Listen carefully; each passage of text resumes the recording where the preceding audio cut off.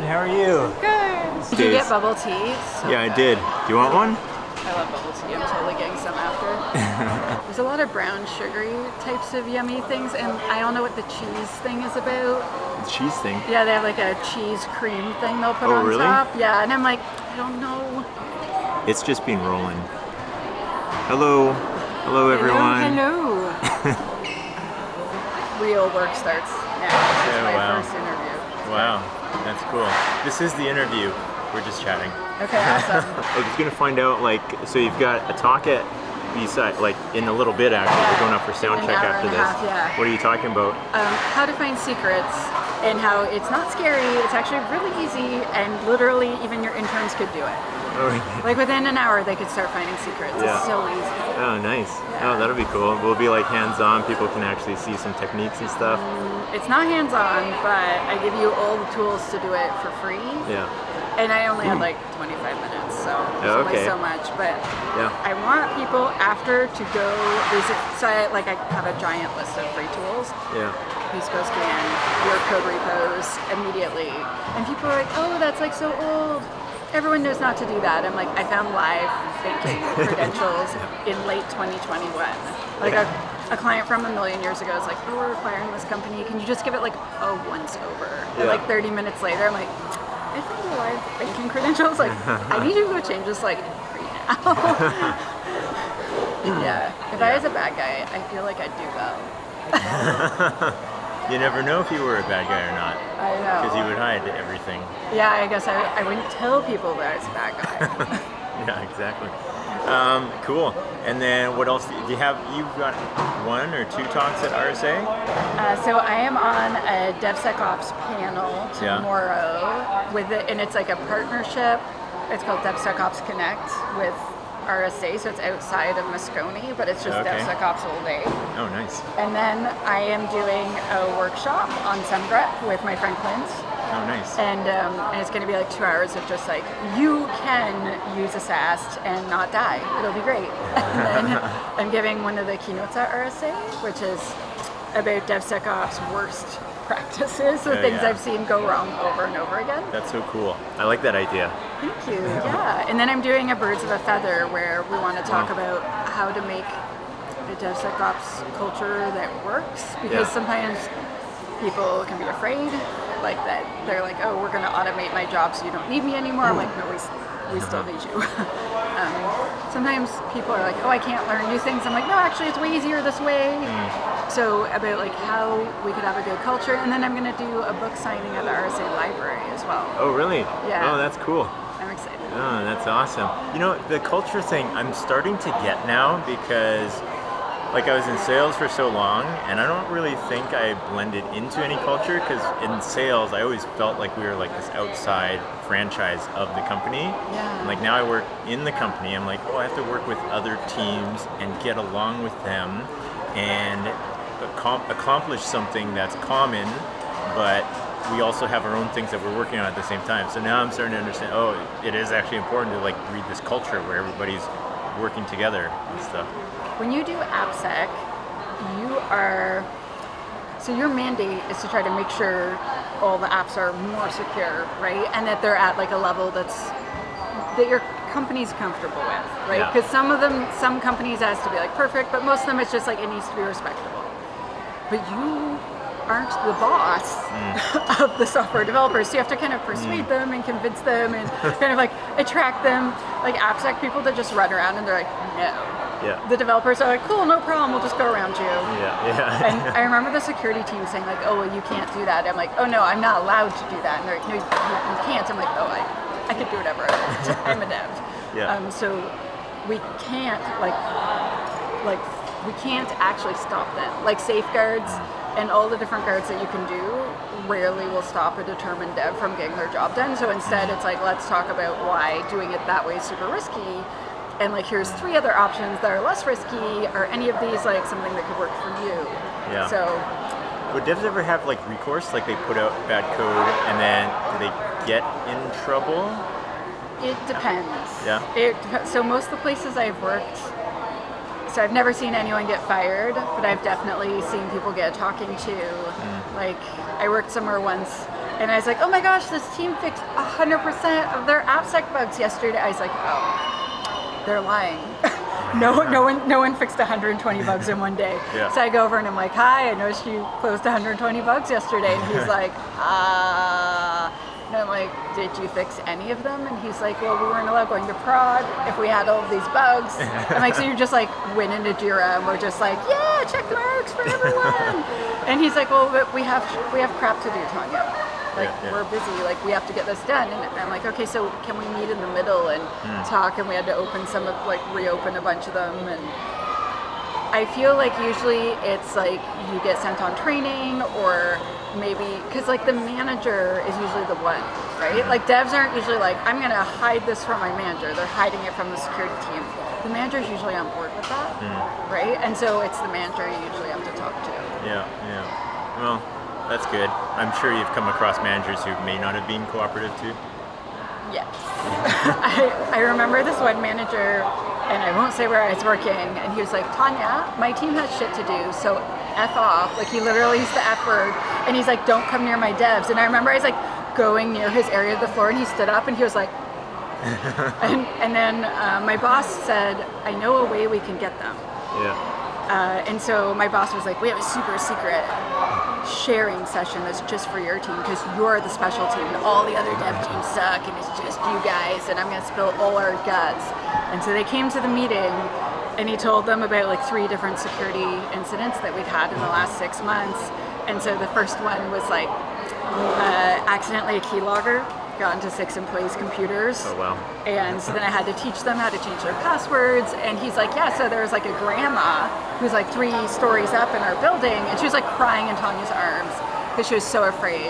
And she didn't understand, like, she's like, I did banking at work and Tanya had to help her change her passwords. Like, when we do a bad job, grandmas cry, okay? It's serious. And so then he told the last story about an app that had an SQL injection, data got stolen, all these things. We had to like declare a privacy breach. It was super humiliating. And they're like, wow. And he's like, that was your app. That was your team's app. That is one of the many apps you wouldn't let Tanya test.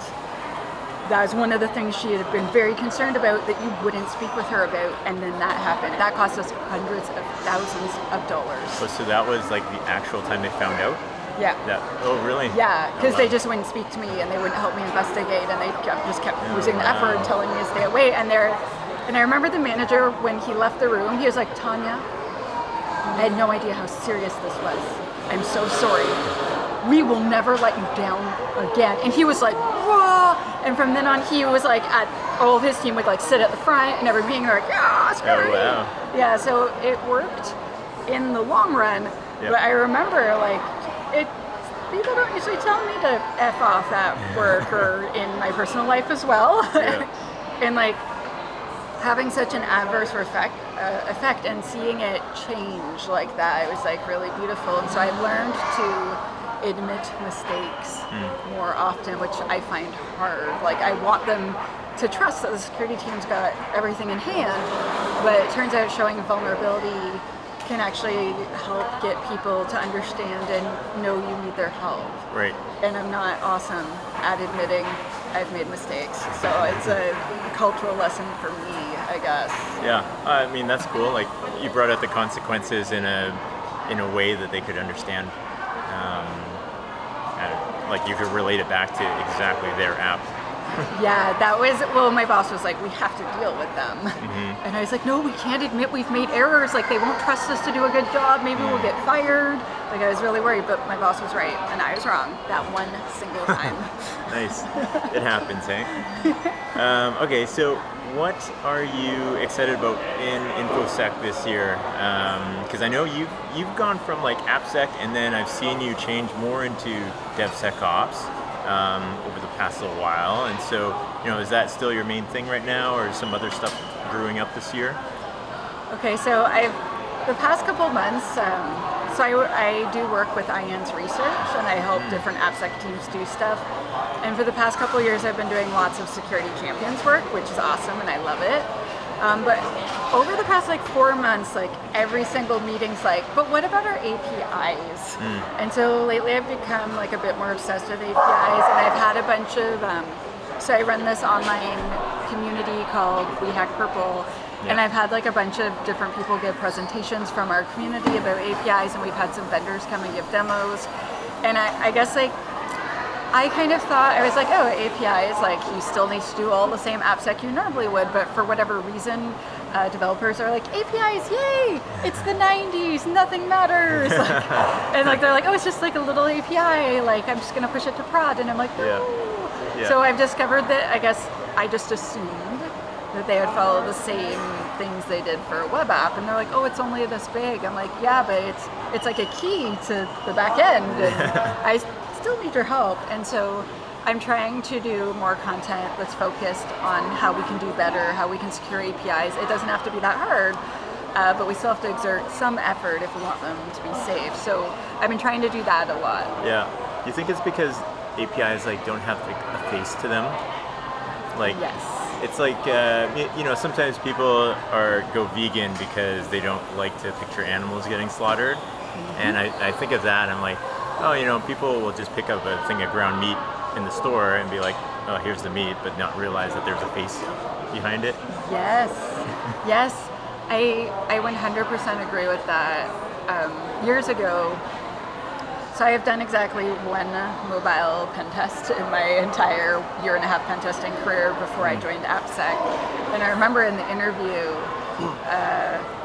because I was more junior, they wanted to meet me.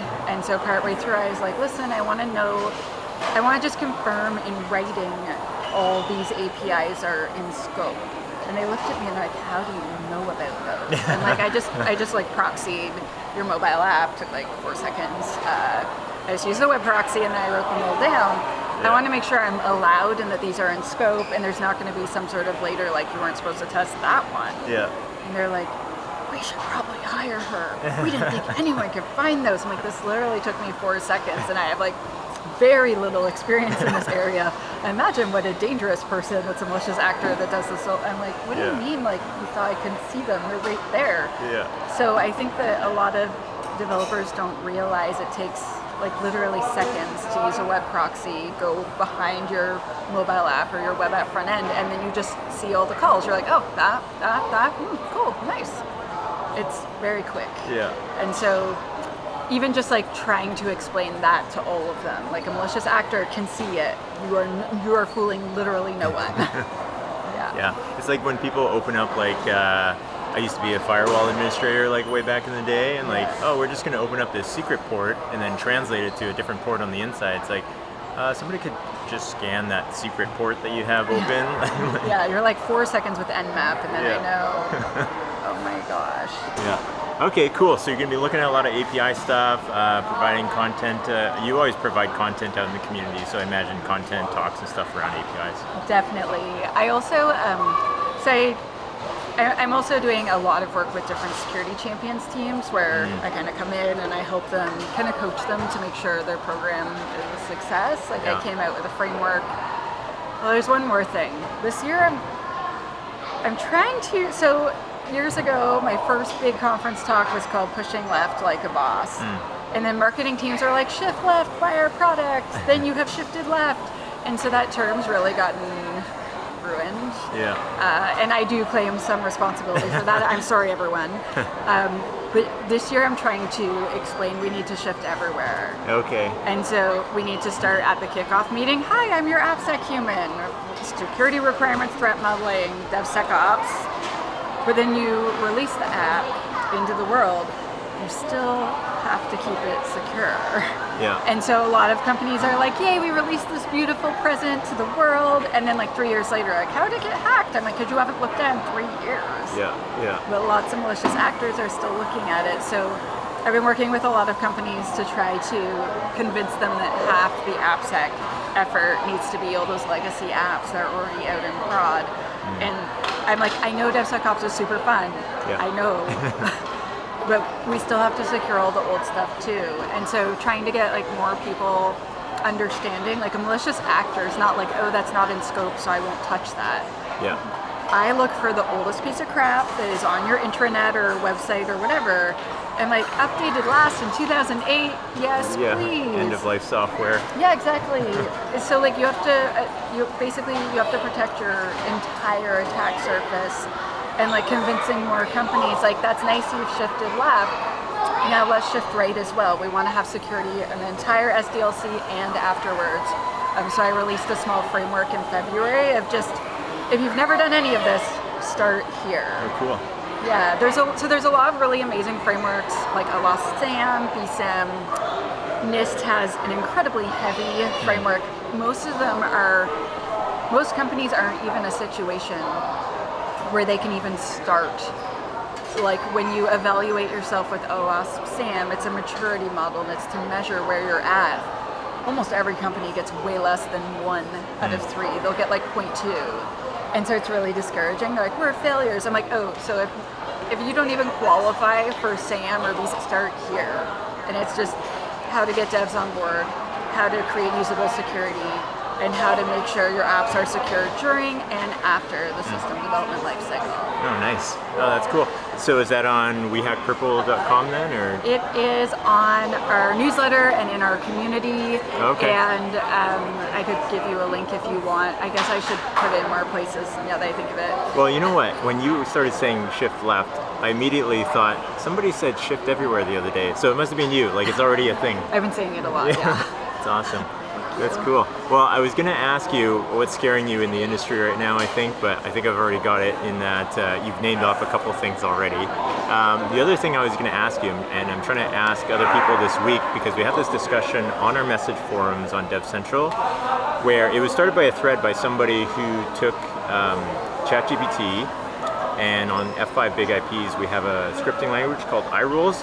Okay. And he put in 10 scenarios on there, and asked GPT like one by one, write a script for this, and it got through about half of them, and he had them in increasing difficulty, and then the bottom half just started making up stuff, like making up code that with commands that didn't exist, and it was actually kind of funny because you could see in the code, you could see how it got to that point where it made up that command, because you look at the structure of the commands, like, yeah, actually, logically, if I were to make up that command, it would look like that. But it's a little bit scary because people are just asking ChatGPT for code, and then I don't know if I'm assuming some of them are actually putting it in production. One can only assume. Yes, they are. What's your take on it? Yeah. So so sometimes people will ask me, "What's your favorite programming language?" And I'll say Stack Overflow. Yeah. Because so much of my dev life was spent on that website and another website called Five Guys from Rollup. But basically, you go and look up these answers, and very quickly, a lot of OWASP and AppSec folks realized, oh, the thing that bubbles to the top, all the security's been removed to make sure it works properly every time. Right? And so sometimes your command is good, but there's a security feature or something else in the way, and that's the real reason it's not working. I had someone turn on SSL1 a few years ago. No, bad, not nice. And it was because he couldn't get a printer to print. And I was just like, And so the thing that boils to the top is often the least secure thing. And so ChatGPT and all the other AIs, they've been producing very reliably insecure code. And so GitHub came up with GitHub Security Copilot, and Microsoft released Microsoft Security AI Defender, and SemGrep released, and Sneak announced they're releasing right after RSA, basically an AI to help you write more secure code. Oh wow. So I'm super excited about those. But I'm terrified that all the other devs are just using the regular ChatGPT and the regular AIs. And it's the same problem where so according to GitHub, there's 500 devs for every security person now. It's grown. And they are graduating tons of new devs every single day with no security training. And I'm concerned. I'm super concerned. I started writing my next book, Alice and Bob Learn Secure Coding, because I feel that we really need that, and I want it to be approachable. Like, I wrote my first book, so you don't write books to make money. You're not going to make any money. I heard. But you write it because you want to exist, and I wrote it hoping that universities would make it part of their computer science program, but all of them are like, oh no, it'll be part of the cyber program. I'm like, no, it's the devs that are writing the insecure code. If we can get them writing secure code from the very first lesson and concerned and thinking about that from the very beginning, we will have amazing secure coders for their whole careers. But you teach them hello world, and the first step is putting something to the screen, and the second step is getting input from the user, not validating it, then mirroring it out, not outputting coding it, and that is the exact recipe for cross-site scripting. So you're like, hello world, what's your name? You're like, my name's Buu. And then open bracket script, close bracket, alert box, whatever you're gonna do, right? Wow. And then it reflects to the screen and attacks the user. And every single language, hello world's the very first lesson, and we teach it to them wrong 100% of the time. I never even thought about that. Yeah, so it's my dream that, so this is why I'm writing my second book. It is not to make money, folks. It's because I really want to exist, and I really want universities and colleges, because literally school after school after school are like, oh, it's not a problem. I'm like, no, it is. It really is. And if people are going to keep going to university and keep going to college and keep going to these boot camps and learning the same crappy, like they teach them literally to build things insecurely. That's the way they're teaching them to do it. And then I'm trying to unteach them. So I want to shift left to the very beginning. And so that's my goal for the next couple of years, which I realize is really big. But if you don't shoot for the stars, you'll certainly never reach them. I'm sure you'll get people on board too, and yeah, it'll be a team effort, hopefully. Well, with my last book, I did a year of free lectures, and I invited lots of super awesome people that I know to come and help me teach every chapter, and so I'm going to do that with the next book too. And it's like, if you can just make it free and make it accessible and make it easy to understand, maybe it'll happen. So I guess the moral of the story is people going to school right now maybe don't use ChatGPT to answer your exam questions or write your projects for you. Or use it and then use another tool to check the security of it, or use like the GitHub Security Copilot, the Microsoft Security Azure, I can't remember what its name. There's a bunch of them that are coming out. Check it.